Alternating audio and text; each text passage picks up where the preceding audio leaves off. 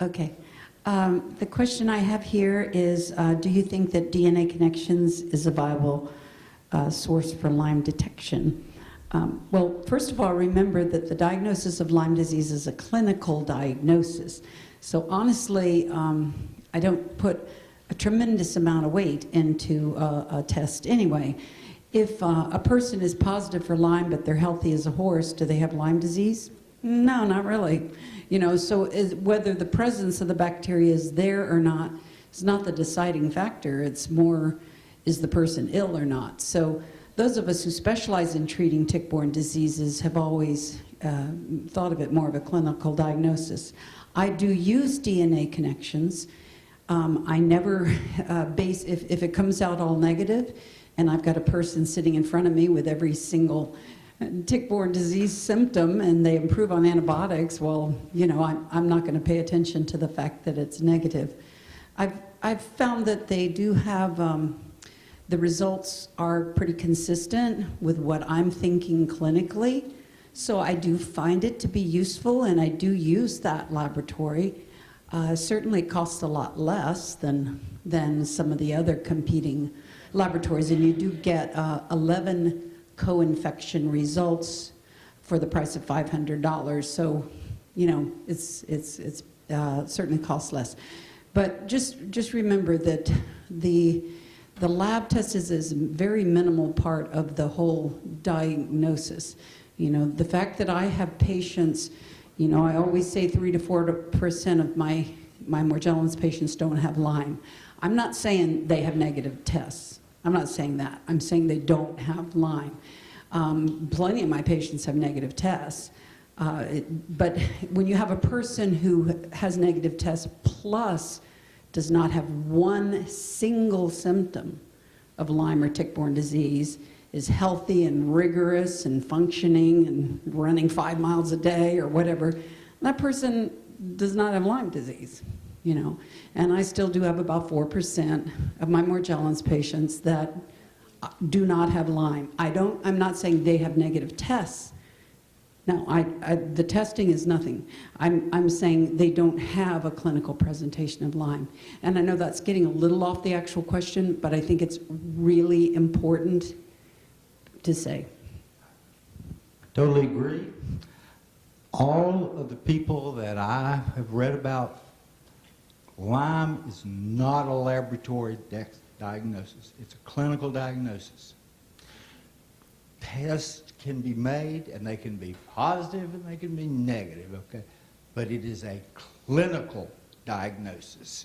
And you could have totally negative tests and be sick as a dog and of Lyme.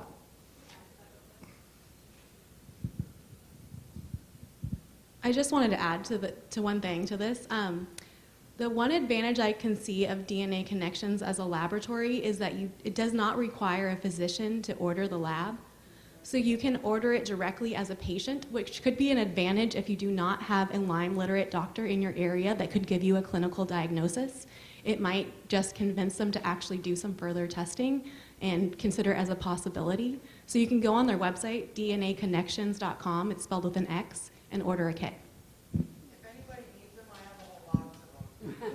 With you today?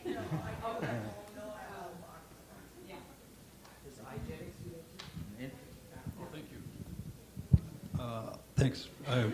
Thanks to everybody for being here. I have a question here. It says, sometimes the lesions associated with Morgellons necrotize the skin, resulting in somewhat of a cratered appearance. Do you know of any other pet illnesses that cause cratering or deep ulceration in the lesions? And yes, one would be blastomycosis, systemic fungus, and that can be blood-borne and it can break out on the skin in small abscesses. But see, that is purulent or pussy, unlike the Morgellons. And then, huh? No. Sure, thank you. And also, pox viruses can leave ulcerations. That's going to be more common in the farm animals. But, you know, the ulcerations like I'm seeing on some of these images here, I've seen them, and I've ascribed it to something else. And I'm going to stop doing that. I'm going to find out. So this has helped me a lot as a diagnostician, and I have a feeling if I'm invited back next year that I'm going to have some interesting animal cases for you. Okay? I would like to stay longer, but I got to catch it. I'd rather miss the plane, but I have to get going. And thank you very much, and I hope I get to come back next year. I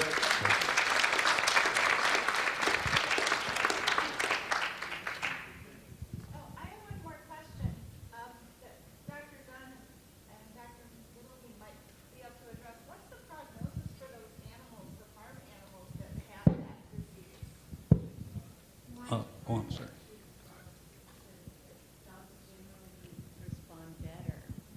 The farm animals. Well, the cases I've been involved with, we did a case study of Morgellons dogs, and we did publish that. So that is available on the internet. But in general, the dogs responded very well to antibiotic therapy. Some of them did require long-term antibiotics, but they generally responded more quickly than do humans. What about the farm animals, the cattle?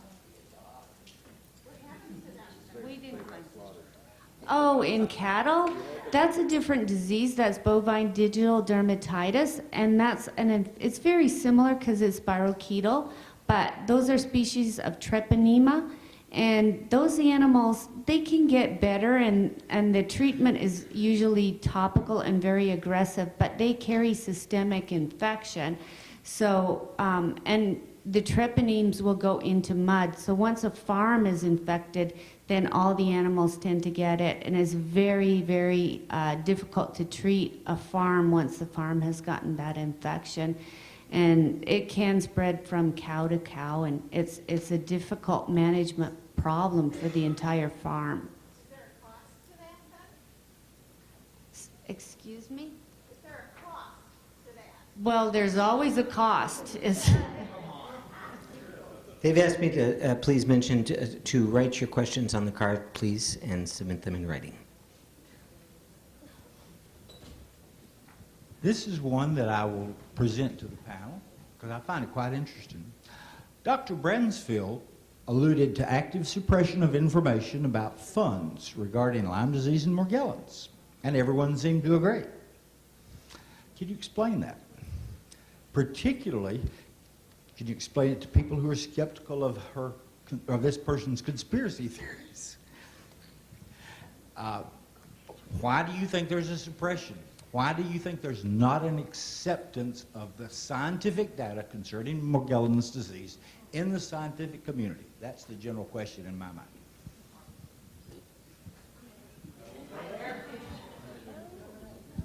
In general, I think most patients end up getting sent to dermatology, and dermatologists are taught that this is delusional, to look for the matchbox sign, and this is taught in medical school. So when it goes to the dermatologist, that's what's going to happen. But Karsten, Ginger, do you have any?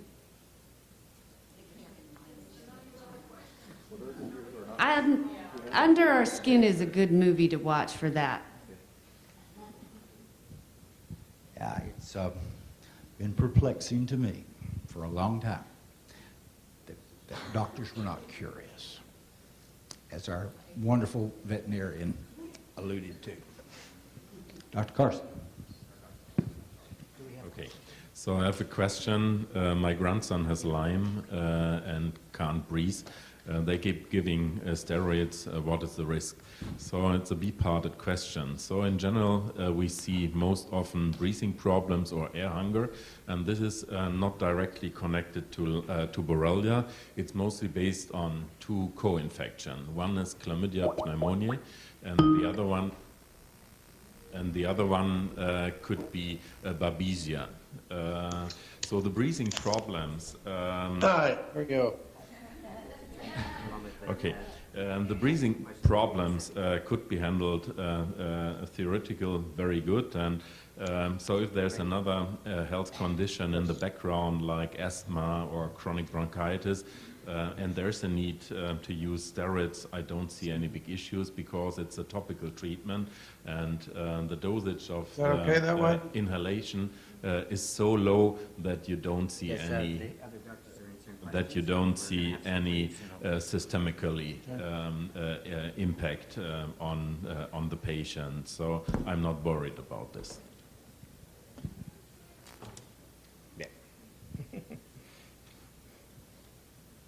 My question is any type of UV light, A, B, or C therapy effective or approved for Morgellons disease, skin, scalp lesions, as well as any other affected areas?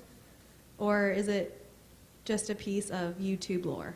I'm not aware of any official treatments that are approved for Morgellons disease at this point. There's still research that needs to go. No, I'm having trouble hearing.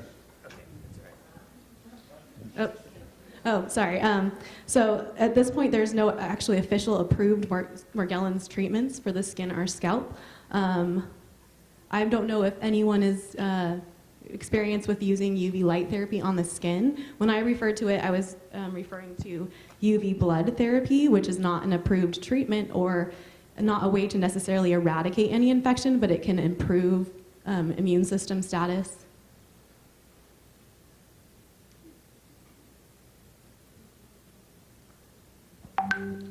I just wanted to, before answering a question, make one point about Bartonella. We've heard a lot about the Morgellons patients responding to Bartonella treatment, but I wanted to point out that's not scientific evidence that these patients have that infection. When you use a lot of different antibiotics, you can't tell exactly which antibiotic is having which effect on which symptoms. There can be off-label effects. And we did look into seeing if some of these patients had Bartonella, and in the subset of patients we studied, we sent 10 samples to a known Bartonella specialist, and his name is Ed Braitswert, and he's at the North Carolina State University, and of the samples we sent, he did not find any Bartonella. But my question is about fibers, and are all the fibers that are found on the body, are these all Morgellons fibers? No, they are not, because fibers are very tiny and environmental contaminants can go on there. So all the fibers that you see that are lying on your skin or lying on the table, not all of those fibers are Morgellons fibers. There's no easy way to determine, you know, which are legitimate and which aren't.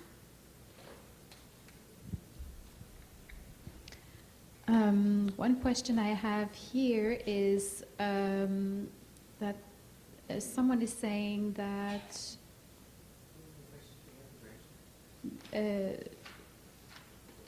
because I used the word embedded, and they see it as me saying that the patient put that inside of their own skin. For me, the word embedded is means inside. It's crawling like in and out, protruding. It's inside and outside. And they're asking if Skin cells. Mm-hmm. Yeah, intertwined with the skin. Mm-hmm. I could add, I guess, synonyms to that to specify it a little bit more further. That would be, yeah. I have a question here for specifically for Dr. Bransfield. Okay. Can you hear me, sir? Why? Yes. Why is the psychiatric profession not more protective or reactive to the dermatological field, making the delusional diagnosis and prescribing antipsychotic medications? And why are the dermatology doctors not receiving a diagnosis of being delusional themselves for various reasons? It's interesting that it does not come up very often in psychiatric circles. A discussion of Morgellons. You see some discussions of Lyme disease, but with Morgellons, it just doesn't come up. And I think if it were to come up, we would be quite protective. That it does seem quite inappropriate. The pimizide is really quite a dangerous antipsychotic that has QTc interval problems, and it's given rather lightly. But the reality is, most of the psychiatric illness is treated by non-psychiatrists because there's so much psychiatric illness, and we can't treat it all. So it's sort of the norm of the profession that many non-psychiatrists treat psychiatric illness, often with very little training.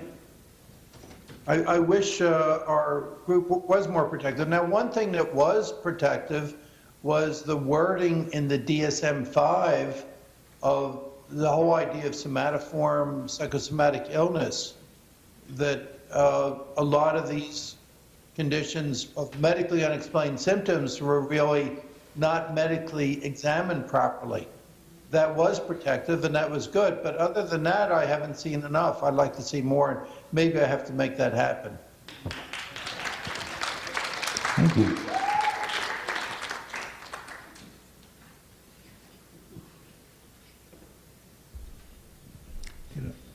Do you have a time constraint, Dr. Bransfield? Because I have another specific question for you.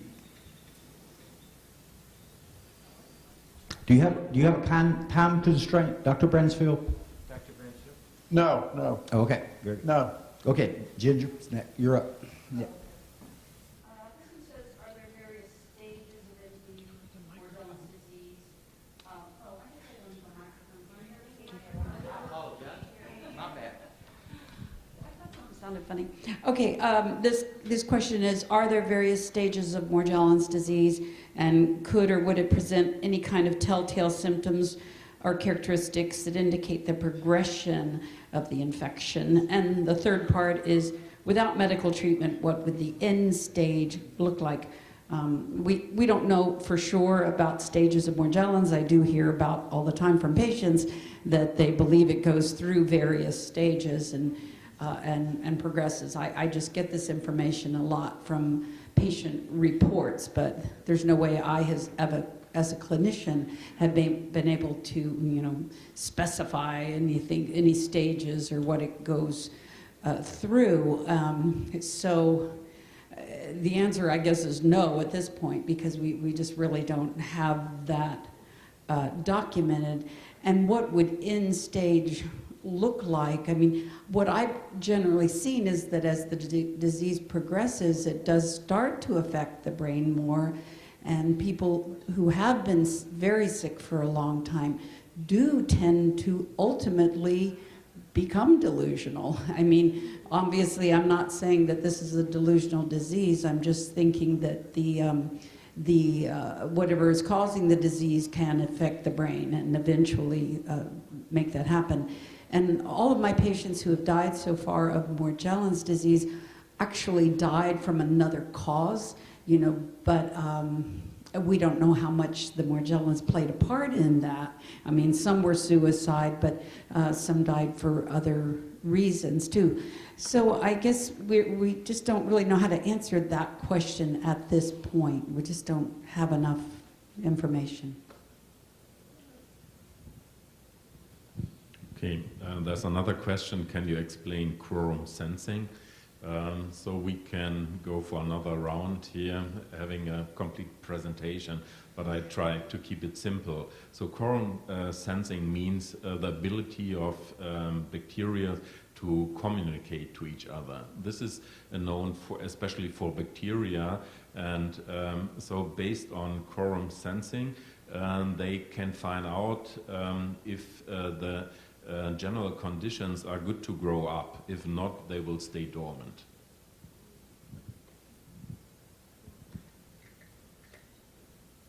Okay, my next question is, I worry about cognitive decline. Can a person purchase a vagus nerve stimulator without having to travel to Oregon?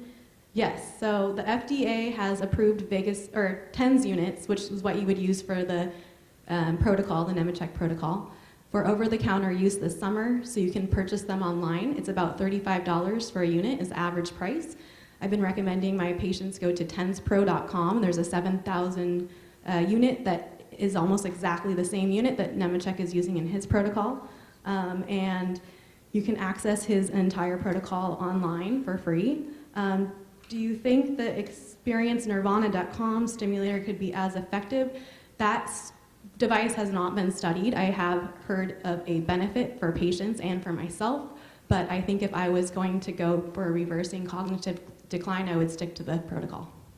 Could you spell what you just, can you spell that? Oh, TENS is TENS, TENS, or transcutaneous electrical nerve stimulation. If you purchase a unit, it usually comes with electrode pads to place over muscles, because it can also be used as a device to help with pain.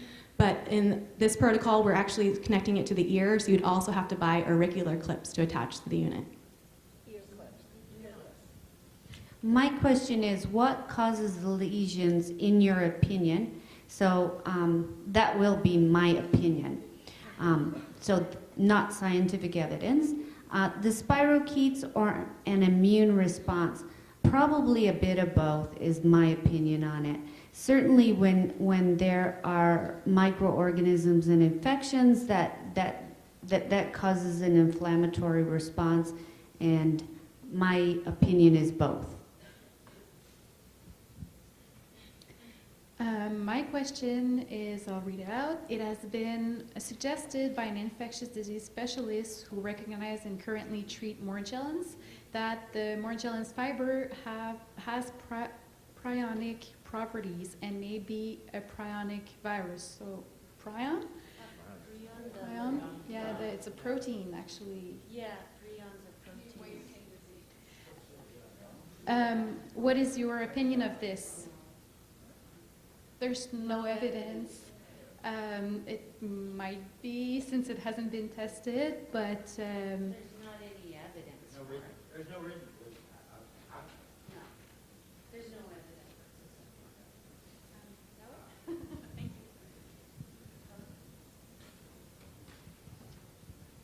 Dr. Bransford, this is an interesting question. Would you please define standard of care in the medical community? Standard of care for what? In the medical community. Standard Right, of care. well, the standard of care is based on what physicians actually do. Now, we use guidelines, but guidelines are not standards, and all guidelines have disclaimers that they are not standards. So it's something that comes up a lot in regulatory issues. What exactly is a standard? It's hard to necessarily say. Now, with malpractice litigation, for example, the previous view was that there were local standards, but then we've turned more towards a national standard. So there's some back and forth issue. It's what physicians actually do, not so much what idealistically we would like them to do or what is recommended. Now, sometimes people refer to the package insert, and that's not a standard. That's a criteria. That's a standard for drug company promotion, but it's not a standard for medical practice. We also look at standard of for instance, what's recommended by the FDA, but the FDA says that drugs prescribed outside the FDA guideline are within the standard of care. They only regulate drug companies, not the practice of medicine. And so probably evidence-based medicine, the true definition of it could be viewed as a standard, which is a combination of three things, which is the best evidence available and clinical judgment and patient preference, a blend of those three things.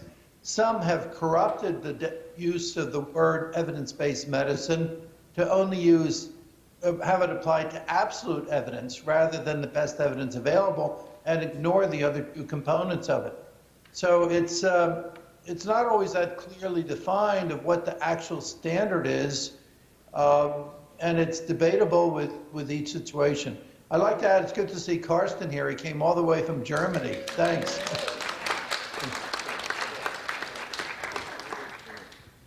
A very eloquent answer, sir. Okay, all right. I hope you got past the wall. I went under the wall. Yes. Okay. Okay, this question is of the subset of Morgellons patients who are both negative for Lyme and asymptomatic for Lyme and other co-infection. What are the unique characteristics of their filaments and other debris?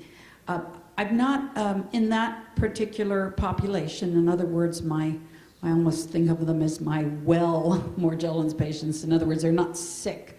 They're suffering from a very awful and irritating thing happening to their skin, but they're not in bed, they're not disabled or anything like that.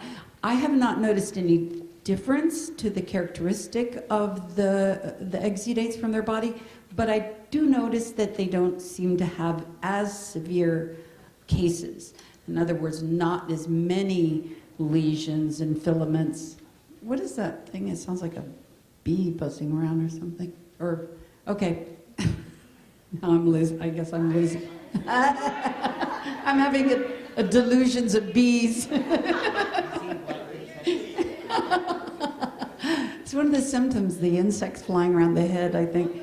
But anyway, so, okay, but the part two of the question was, of these patients, have you noted any incidental, unique, my glasses on, background or environmental factors or experiences?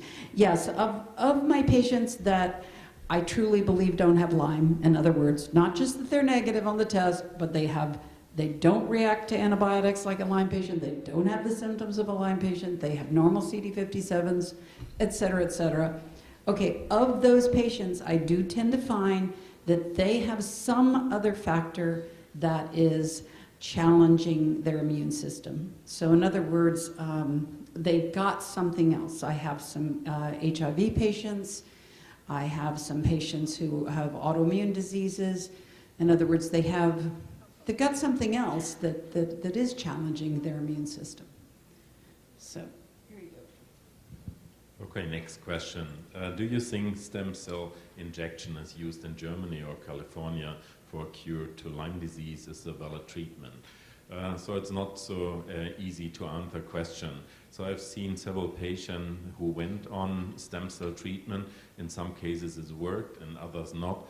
And it's too early to give a general recommendation for that type of treatment. I guess, so we are lacking of valid data so far. Maybe in the future it could be an option, but not at that point. There's also different types of stem cell therapy. So I know that, for example, the study coming out of India, they're using embryonic stem cells, which is something we cannot do here. So I think I agree with you that something to see in the future. We're not quite there yet. My question is, do all of the most common Morgellons disease bacteria form biofilm?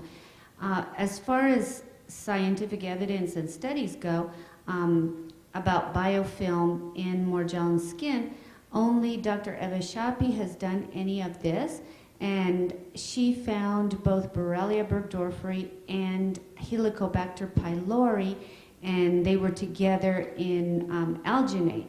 So there was evidence for biofilm in vivo in those patients. But that is the only study that has been done to date. Then the second part is, does Morgellons biofilm really work? And I assume that means treatment for it. Again, there hasn't been a lot of studies done on this, but you might want to ask one of the practitioners here about what works for biofilm and what they feel is beneficial.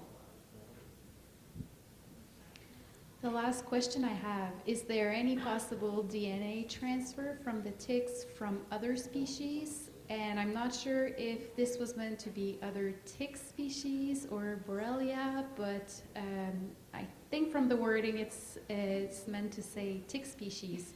So Axodes scapillaris is the primary one on the East Coast. On the West Coast, it's Axodes pacificus, and they are the primary ticks to transfer Lyme disease, but there's also other ones, and they're not as effective, like Axodes cookii.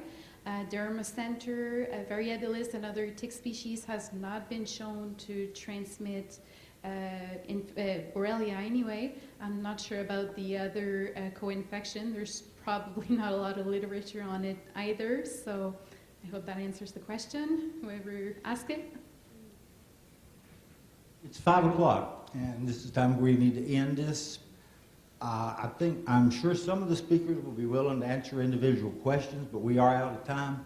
We have a huge round of applause for these wonderful people.